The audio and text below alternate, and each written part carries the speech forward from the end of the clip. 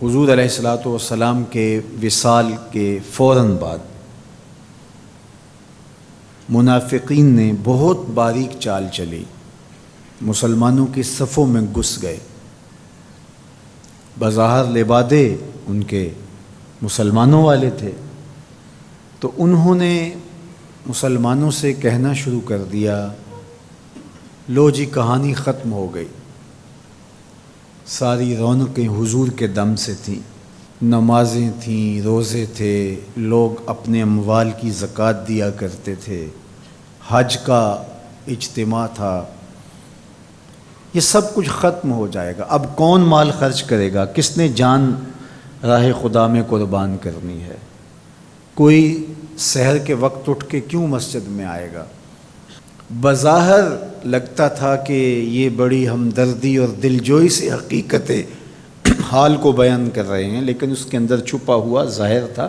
جو نئے قبائل اسلام لائے تھے، یہ خبر جب ادھر پہنچی تو انہوں نے ارتداد کا رستہ اختیار کر لیا۔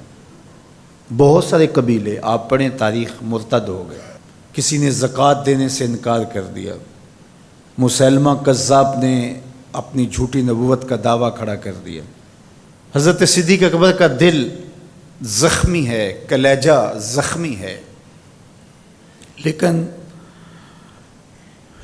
اب اس صورتحال کا جب آپ نے مشاہدہ کیا تو آپ آگے بڑھے اور ایک اونچے ٹیلے پہ کھڑے ہوئے لوگوں کو اشارہ کیا۔ لوگوں نے جناب ابو بکر رضی اللہ تعالیٰ عنہ کو دیکھا تو ادھر لپک کے آ گئے، تو حضرت ابو بکر صدیق رضی اللہ تعالیٰ عنہ نے مختصر خطاب کرتے ہوئے آپ نے کہا، لوگوں مجھے ایک بات بتاؤ، تم اللہ کی عبادت کرتے تھے کہ رسول اللہ کی عبادت کرتے تھے؟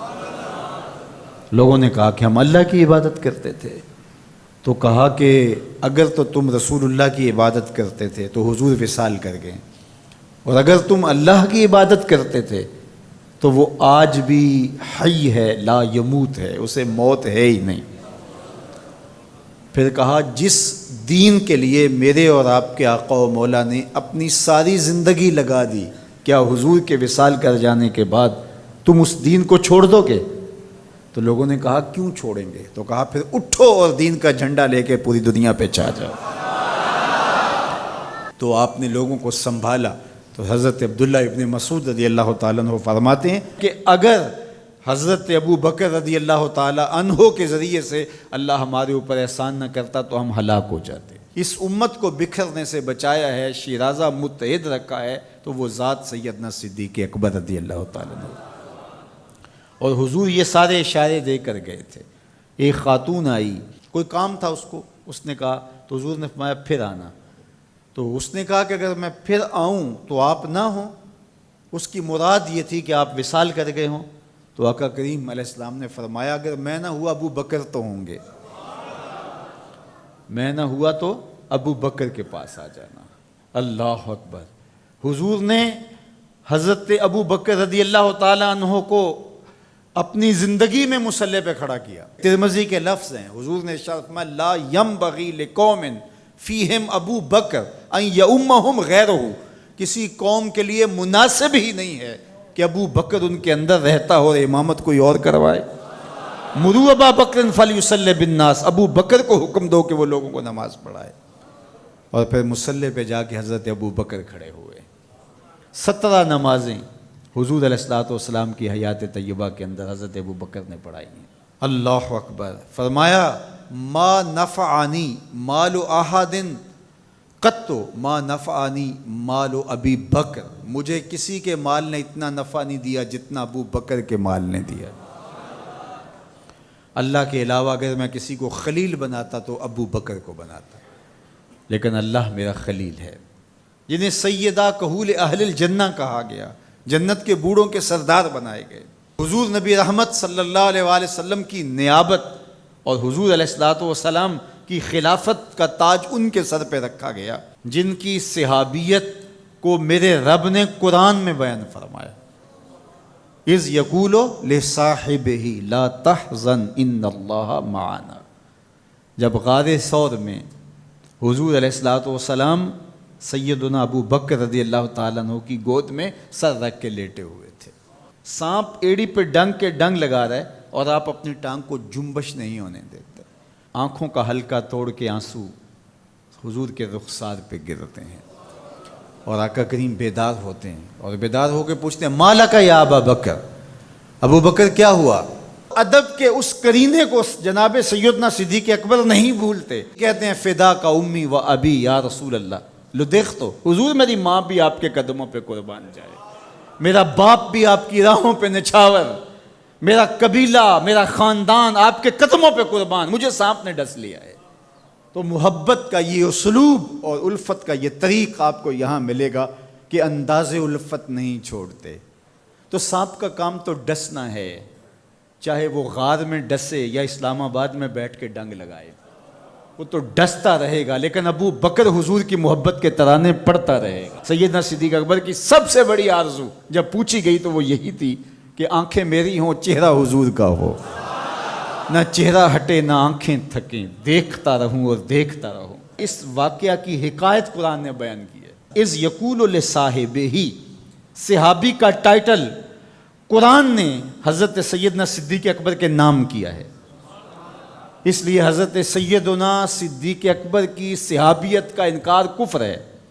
جو حضرت صدیق اکبر کو کافر کہتا ہے وہ خود کافر ہے، اس لیے کہ ان کا ایمان، ان کا اسلام اور ان کی صحابیت قرآن کی قطعی نص سے ثابت ہے اور ان لفظوں کے ساتھ ثابت ہے۔ اذ یقول لصاحبہ لا تحزن، کہا گھبرانے کی ضرورت نہیں، ان اللہ معنا، اللہ ہمارے ساتھ ہے، اللہ ہمارے ساتھ ہے۔ اور پھر کہا وَالثَّانِي اثْنَيْنِ اذ هُمَا فِي الْغَارِ، دو میں سے دوسرا، اللہ اکبر، اللہ نے دو میں سے دوسرا کہا ہے، یہ شان ہے سیدنا صدیق اکبر کی، جو ثانی اثنین ہیں غار میں۔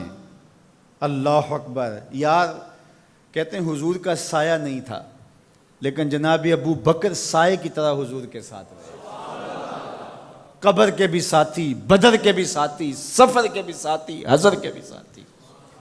تو حضرت صدیق اکبر رضی اللہ تعالیٰ عنہ کی صحابیت قطعی نص سے ثابت ہے، اور سیدنا صدیق اکبر رضی اللہ تعالیٰ عنہ حضور علیہ الصلوۃ والسلام کے خسر ہیں، حضور کی بیٹی سیدہ عائشہ ام المومنین۔ حضرت سیدنا صدیق اکبر رضی اللہ تعالیٰ عنہ کا دایاں ہاتھ حضور نے اپنے ہاتھ میں پکڑا ہے اور بایاں حضرت عمر کا ہاتھ پکڑا ہے، اور حضور ایسے مسجد نبی سے باہر نکل رہے ہیں اور کوئی شخص داخل ہوا تو فرمایا قیامت کے دن ہم ایسے ہی اٹھائے جائیں گے، دائیں ہاتھ میں ابو بکر کا ہاتھ ہوگا، بائیں ہاتھ میں عمر کا ہاتھ ہوگا۔ اللہ اکبر، یہ ہیں حضرت ابو بکر رضی اللہ تعالیٰ۔ جو بدبخت سیدنا صدیق اکبر رضی اللہ تعالیٰ عنہ کے ایمان پہ شک بھی کرے وہ مومن نہیں رہتا۔ یہ وقت بھی آنا تھا ہمارے اوپر کہ پاکستان کے دارالحکومت میں کھڑے ہو کر کے سیدنا صدیق اکبر رضی اللہ تعالیٰ عنہ کے بارے میں ایسے نازیبہ کلمات کہے جانے تھے، استغفر اللہ، العیاذ باللہ۔ حضور علیہ الصلوۃ والسلام نے ارشاد فرمایا اذا رأیتم الذین یسبون صحابی فقولوا لعنۃ اللہ علی شرکم۔ عبداللہ ابن عمر سے روایت ہے، حضور نے فرمایا اگر تم کچھ لوگوں کو دیکھو کہ میرے اصحاب کو گالی دیتے ہیں اور تم کہو تمہاری شر پہ اللہ کی لعنت ہو، یہ حضور نے حکم دیا کہ یہ اس کے جواب میں کہو۔ اور ایک حدیث کے لفظ ہیں، حضور علیہ السلام نے ارشاد فرمایا من سب اصحابی فعلیہ لعنت اللہ والملائکۃ والناس اجمعین، جو میرے اصحاب کو گالی دے اس پر اللہ کی بھی لعنت، فرشتوں کی بھی لعنت اور تمام مخلوقات کی بھی لعنت۔ تو یہ ملعون جو حضرت سیدنا صدیق اکبر اور دیگر اصحاب کو بھونکتے ہیں اور ان کے بارے میں نازیبہ کلمات کہتے ہیں، ان کی شر سے اس ملک کو پاک کرنا چاہیے۔ چنگاری جب بھڑکائی جاتی ہے تو پھر پورے شہر جل جاتے ہیں۔ 7-8 سال قبل کی کہانی ہمیں یاد ہے کہ کیا دردناک لمحات ہوتے تھے، روزانہ لاشیں اٹھانی پڑتی تھیں، وہ ایسے ہی ناعاقبت اندیش لوگوں کی وجہ سے ہوا۔ اگر اداروں نے اس میں تساہل برتا، سستی سے کام لیا، یا کسی شخص کی خوشنودی کے لیے انہوں نے پسو پیش کیا تو یا معاملے کو گول مول کرنا چاہا تو حالات کنٹرول میں نہیں رہیں گے۔ یہ بھڑکائی ہوئی آگ ملک کو خاکستر بنا سکتی ہے۔ اللہ میرے وطن کی حفاظت فرمائے۔ یہ ملک قربانیوں سے حاصل کیا گیا ہے، اور اس کے امن کو بحال کرنے کے لیے ہمارے اداروں نے بہت محنت کی ہے، بہت لوگوں نے قربانیاں دی ہیں۔ تو ایسے ناہنجار لوگوں، ایسے بدبخت لوگوں کو فوراً قانون اپنی گرفت میں لے، اور ایسے بد زبانوں کو لگام دینی چاہیے کہ جو اصحاب رسول کو بھونکتے ہیں اور اتنے سخت جملے کہتے ہیں۔ معاذ اللہ سیدنا صدیق اکبر کو کافر کہا جائے گا؟ جو صدیق میرے نبی کے دل کا چین ہے، جو اسلام کی بہار ہے۔ عبداللہ ابن مسعود فرماتے ہیں ہم بچے ہی ابو بکر کی وجہ سے تھے، ورنہ ہلاک ہو جاتے۔ جس ابو بکر رضی اللہ تعالیٰ عنہ کو حضور نے مصلی پہ کھڑا کیا، جس ابو بکر رضی اللہ تعالیٰ عنہ پہ اتنا اعتماد تھا کہ ہجرت والی رات ان کا انتخاب کیا۔ حضرت سیدنا عمر رضی اللہ تعالیٰ عنہ نے حضرت ابو بکر رضی اللہ تعالیٰ عنہ کا ذکر کیا اور رو پڑے اور کہا کہ ابو بکر میری زندگی کی ساری نیکیاں لے لے اور غار والی ایک نیکی مجھے دے دے۔ اور پھر کہا کرتے تھے کہ کاش کہ میں ابو بکر کے سینے کا بال ہوتا۔ ابن جوزی نے لکھا ہے کہ ہمارے بزرگ اور اسلاف جو تھے وہ ابو بکر و عمر رضی اللہ تعالی عنہما کی محبت اپنی اولاد کو یوں سکھایا کرتے تھے جیسے قرآن کی آیتیں سکھائی جاتی۔ ان کی محبت اولادوں کے سینوں میں راسخ کیا کرتے تھے۔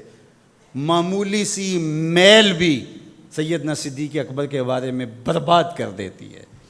اللہ کے نبی کا ہر صحابی با کمال ہے، لیکن ابو بکر ہے۔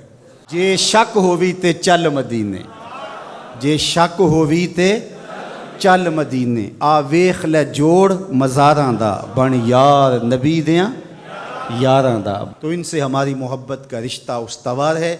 تو جس شخص نے بھی یہ جملہ کہا ہم اس کی مذمت کرتے ہیں۔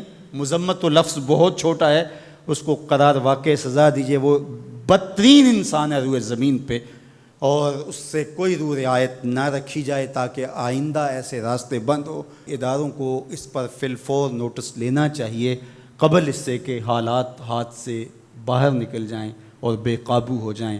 اللہ ہم سب کو اپنی رحمتوں کے حصار میں رکھے۔